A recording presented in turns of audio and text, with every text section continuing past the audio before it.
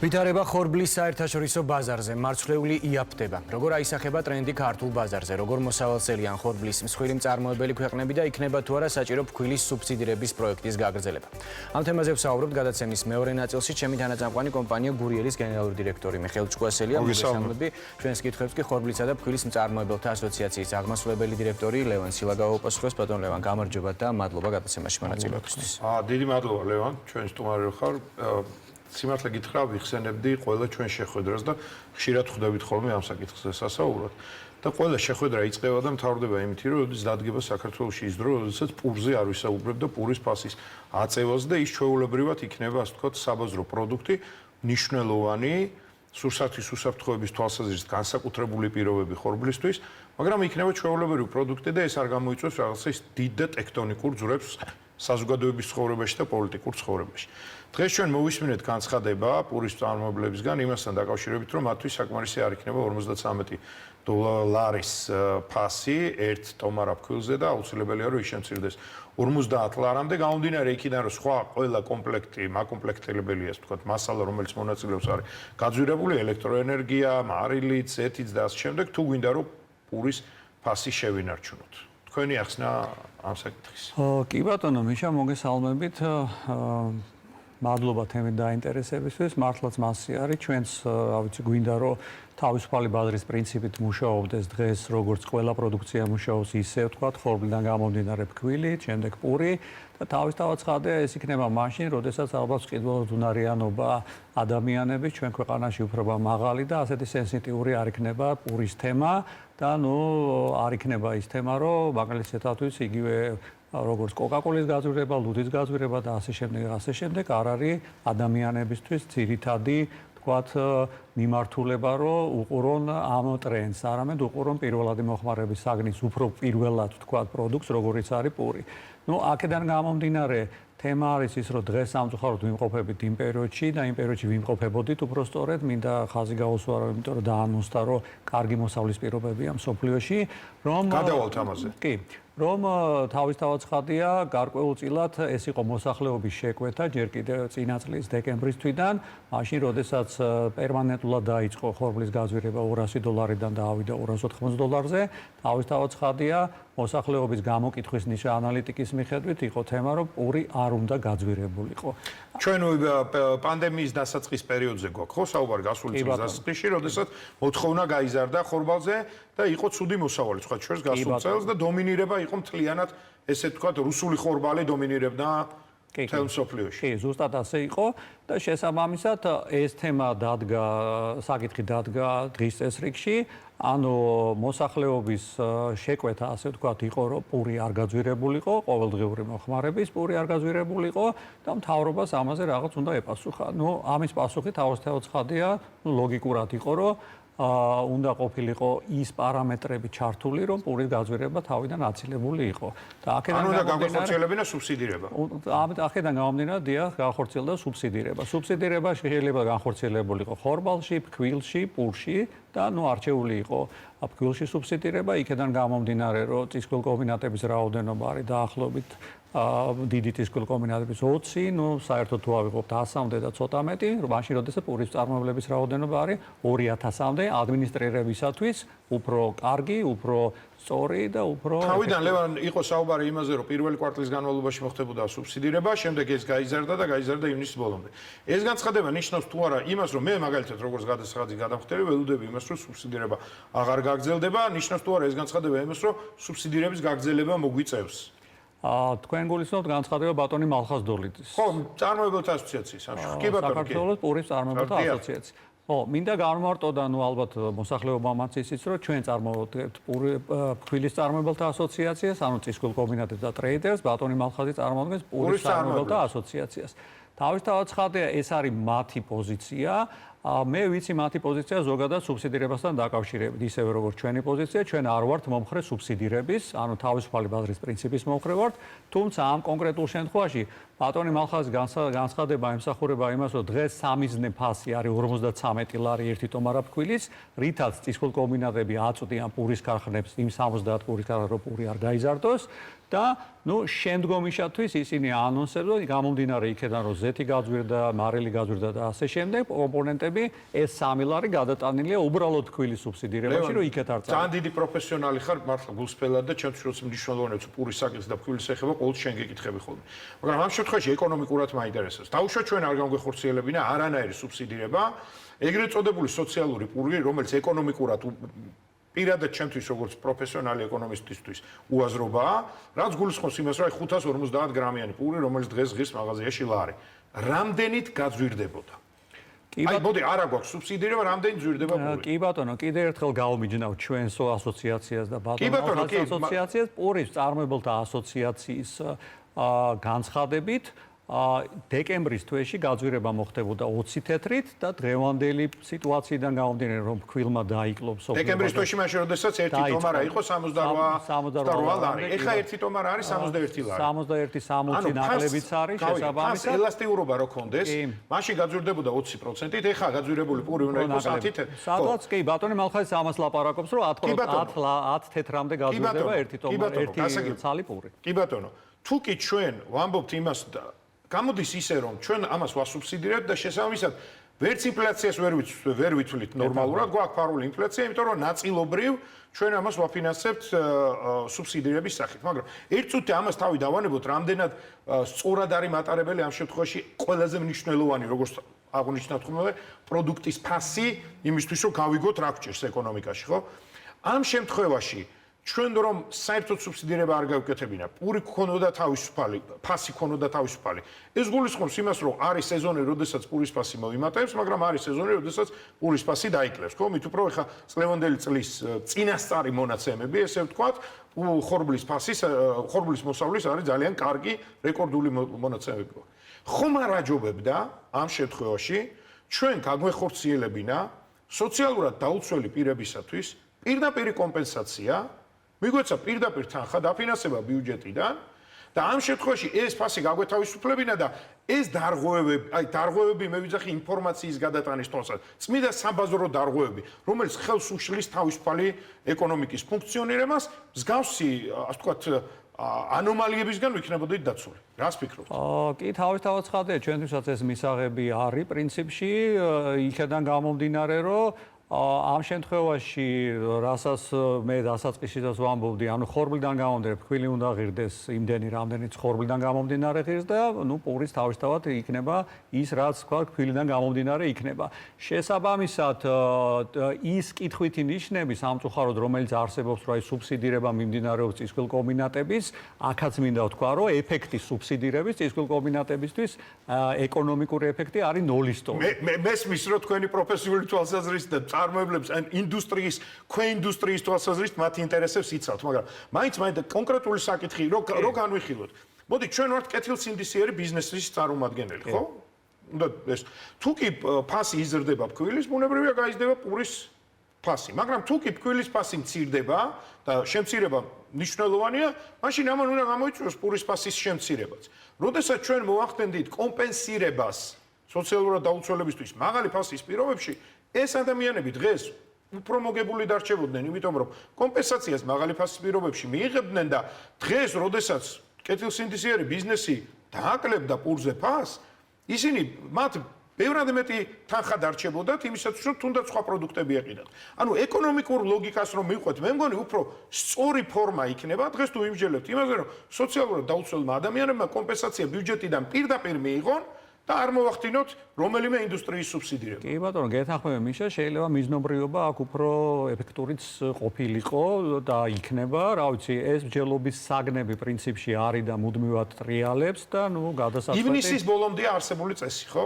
მე ვფიქრობ, რომ საკმარისი დრო არის იმისათვის, რომ ამაზე მსჯელობა და დისკუსია გაიხსნას, იმისათვის, რომ მივიღოთ ერთხელ და სამუდამოდ ის გადაწყვეტილება, რომელიც ეკონომიკური თვალსაზრისით იქნება ყველაზე მისაღები და მომგებიანი ჩვენი მოსახლეობისთვის. დაუბრუნდეთ ახლა იმ საკითხს, რაზედაც ნიკამ თავიდანვე აღნიშნა, ეს არის ხორბლის მოსავალი სოფლიო ბაზარზე. ამერიკის შეერთებული შტატების სოფლის მეურნეობის დეპარტამენტის შეფასებით, რუსეთს ექნება წელს არნახული მოსავალი, მათი განგარიშებით ეს არის 85 მილიონი ტონა, აქედან 42 მილიონი ტონა არის საკუთარი მოხმარება ნახევარით, ხოლო 40 მილიონი ტონას გაყიდის და აქ უკვე დგება იმის საკითხი, მარაგების მართვა როგორ იქნება ძველ ხორბალს, როგორ შეინახავენ და ასე შემდეგ და ასე შემდეგ. მე მოვიყვან ერთ მაგალითს, ერთ ციტატას, რომელიც ეკუთვნის რუსეთის ხორბლის ექსპორტიორების კავშირის ხელმძღვანელის ბატონი ზერნინის, რომელიც აღნიშნავს, რომ თუ კი გასული წელი სეზონი ჩვენ დაგვამახსოვრდება იმითი, რომ პრაქტიკულად რუსული ხორბლის დომინირება იყო მსოფლიოს მთელ ბაზარზე, მიმდინარე წელი ეს ასე არ იქნება, ვინაიდან მაღალი მოსავლის პირობებში კონკურენცია იქნება ძალიან მწვავე და ამ შემთხვევაში გადამწყვეტი როლი იქნება მიწოდების ფასის უზრუნველყოფა. და აქ ჩვენ ამას ვიგრძნობთ მათ შორის ყველა ბაზარზე. რეალობა როგორი იქნება? ძალიან სწორი და კარგი ინფორმაცია გაქვთ, როგორც ყოველთვის და ეფექტური. შესაბამისად, ზუსტად მასი არის, ბაზრის მოლოდინები ზუსტად მაგითკენ არის და შესაბამისად ჩვენ ამას ზოგადად ვიგრძნობთ დაახლოებით ალბათ ერთი თვის შემდეგ, როდესაც თქვათ დაიწყება გადალაგება იმ 50 ევროიანი საექსპორტო საბაჟო გადასახადის, რომელიც რუსეთმა შემოიღო და გადადის მცურავ კურსზე, რომელიც ნიშნავს, რომ საბაზო ფასი აღებულია $200 ერთ ტონაზე და მსოფლიო ფასებს ერთი კვირის განმავლობაში, რაც იქნება მსოფლიო ფასი, გამოკლებული $200, მისი 70% იქნება საექსპორტო გადასახადი. ეხლა შედარებისათვის რო ვთქვა, დღევანდელი კურსი და დღევანდელი ფასიდან გამომდინარე, $60 არის საექსპორტო გადასახადი რუსეთიდან და თუ დღევანდელ ფასს ვნახავთ და პირობითად ავიღებთ, რომ დღეს მცურავი კურსი იყოს, რაც იქნება, იქნებოდა ვთქვათ $40 ფარგლებში, ანუ $20 ნაკლები იქნებოდა.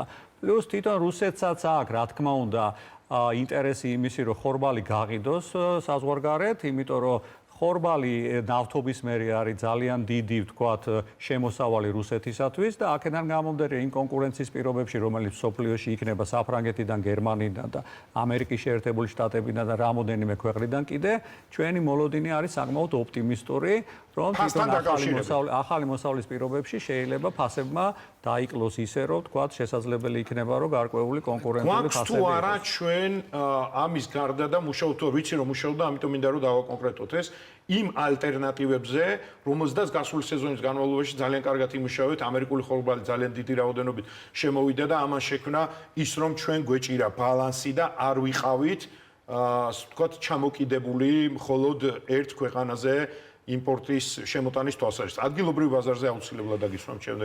კი ბატონო, რა თქმა უნდა, ანუ ჩვენ ისევე როგორც ვთქვათ, ვიზდებით, ასე ვთქვათ, რაღაც ახალ ინსტრუმენტებს ვეძებთ, შარშან მაგალითად და წელს გარკვეულ პერიოდის განმავლობაში ამერიკიდან იქნა შემოტანილი ფოთის მარცვლულმა ტერმინალმა შემოიტანა კომერციული ორჯერ 25,000 ტონიანი გემი.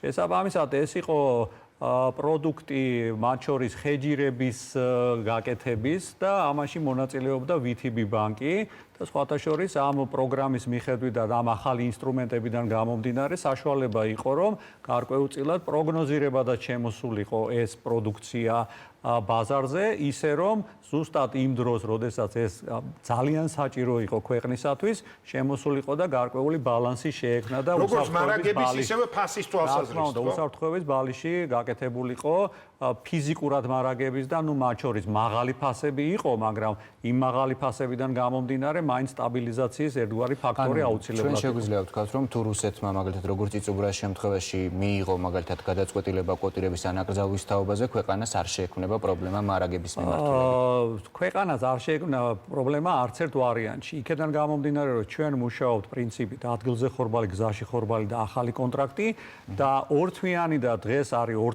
ორთვე ნახევრიანი მარაგები, იძლევა იმის საშუალებას, რომ გარკვეული ინდიკატორები, რომლებიც მუშაობენ და იმ ინდიკატორების, ასე ვთქვათ, წითელი ნიშნის ანთების შემთხვევაში, რაც ნიშნავს განგაშს, ჩვენ მიმოხედვის საშუალება გვაქვს უკვე სხვა ბაზრებზე გადასვლის.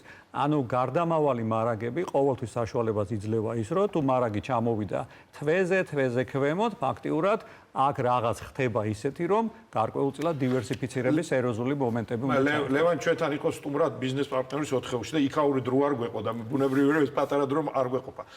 მოbrunდეთ ჩვენთან საქართველოში, რა მდგომარეობა გვაქვს ჩვენ ადგილობრივი ხორბლის წარმოების თვალსაზრისით დღეს? რა მოლოდინები გაქვთ? კი ბატონო, ადრეული ხორბალი ჩვენ ვიცით, რომ დაახლოებით არის 10% მთლიანი მოხმარების, სამწუხაროდ ასეა. ჯერჯერობით მუშაობს პროგრამები, სოფლის მეურნეობის სამინისტრო ძალიან აქტიურად მუშაობს და განსაკუთრებით აქტიურობა ეხა პანდემიის პერიოდში და იმ შემდგომში, იმიტომ რომ ძალიან ბევრი გაკვეთილები მივიღოთ ისევ სოფლიო, ისევე ჩვენ, რომ სასურსათო უსაფრთხოება ძალიან სერიოზული თემა არის და ფიზიკურად ხორბლის არსებობა და მათ შორის ქართული ხორბლის ძალიან მნიშვნელოვანია. აქედან გამომდინარე, ჩვენ რამოდენიმე წლის განმავლობაში სოფლის მეურნეობის სამინისტრო ფიქრობს, რომ ეს 10%-იანი ზღვარი ავიდეს დაახლოებით 30-40%-ზე. ეხლა როგორ თქვენ კარგად იცით, ისედაც ჩართული ხართ და ინფორმაციები გაქვთ ამის შესახებ.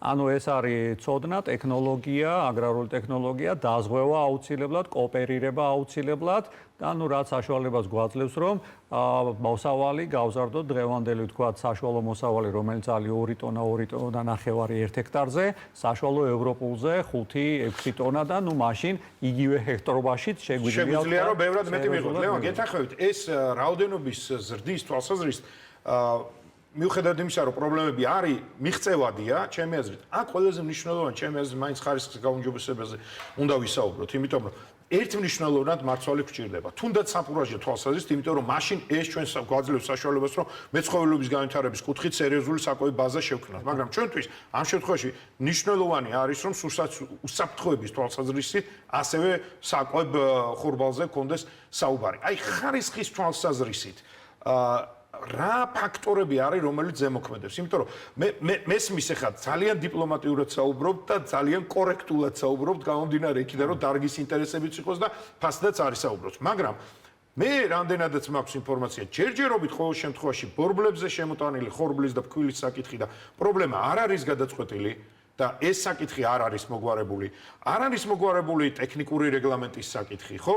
არ არის საბოლოო ჯამში ვერ მოხდა იმის შეთანხმება, რომ პროგრამა და მე დარწმუნებული ვარ სოფლის მეურნეობის სამინისტრო ეს ძალიან უნდა, მაგრამ სრულფასოვნად არ არის ამოქმედებული იმისათვის, რომ ეს საკითხი ერთხელ ეს არ არის ეკონომიკის საკითხი. ეს არ არის მარტო, ასე ვთქვათ, ხორბლის და პურის საკითხი. ეს არის სურსათის უსაფრთხოების, რომელიც ეროვნული უსაფრთხოების საკითხია და საკმაოდ დიდი რაოდენობით ვალუტა გადის ქვეყნიდან, რომელიც თუნდაც ლარის კურსს უკავშირდება. აი რა კომპლექსია, როგორ შეიძლება წინ მივდივართ, უკეთესი მდგომარეობა გვაქვს, თუმცა არასაკმარისი ტემპია ჩემი აზრით. კი ბატონო, წინ მივდივართ, ხარისხის მხრივ მე ვიტყოდი, რომ მიმდინარეობს იგივე ვიტყვი, რომ პროგრამაში დარაიონების პრინციპით, ანუ სად რომელ კახეთში, შიდა ქართლი, ქვემო ქართლში, რომელი ხორბლის თესლი, უკვე გამოცდილი თესლი შეიძლება მაღალ მოსავალს. აქედან გამომდინარე არის ფინანსებზე ხელმისაწვდომობა, იმიტომ რომ საბანკო პროდუქტია და დაზღვევა თავისთავად ცხადია, იმიტომ რომ ადამიანები, ფერმერები არ უკეთებენ ყველა იმ პოზიციებს და ყველა იმ სამუშაოებს არ ატარებენ, იქედან გამომდინარე, რომ შეიძლება მოსავლის გაფუჭების შემთხვევაში დარჩენ თქვათ მთლიანობაში ძალიან ცუდ მდგომარეობაში, თუმცა დაზღვევა პროდუქტი როგორც ასეთი ოღონდ ეფექტური დაზღვევა და არა ის რომ მიწა ჩადოს ფერმერმა და იმაზე მიმული იყოს რაღაც თანხის მიცემა ან რაღაც სხვა პროდუქტია, უნდა იყოს ეფექტური აგრარული მიმართულების დაზღვევა, რომელიც სხვა პროდუქტია და სხვა კომპონენტია და სხვა თემა არის. აქედან გამომდინარე, ამ მიმართულებით ხედავთ ჩვენ გამოსავალს ადგილობრივი მხრივ, რაც შეეხება ეხლა თვითონ ხორბლის შემოტანა სხვადასხვა მიმართულებით აუცილებლად უნდა იმუშაოს ყველა მიმართულება, რატომ ამბობ, იმიტომ რომ იყო წლების განმავლობაში, რომ იქ სამანქანო, რკინიგზა და საზღვაო გზა, თუმცა ყველგან უნდა იყოს სწორი კონკურენციის პირობები. და ერთნაირი პირობები. რა თქმა უნდა, ძალიან მნიშვნელოვანია ეს თემა განვითარებისთვის და საერთოდ სტრატეგიები, სატრანსპორტო სტრატეგია, ტურიზმის სტრატეგია, სოფლის მეურნეობის წარმოების სტრატეგია და ექსპორტის და იმპორტის სტრატეგია ერთმანეთთან უნდა იყოს გადაჯაჭვული და ანუ ერთმანეთს არ უნდა ფარავდეთ ხელს არ უშლიდე. ამას რატო ვამბობ?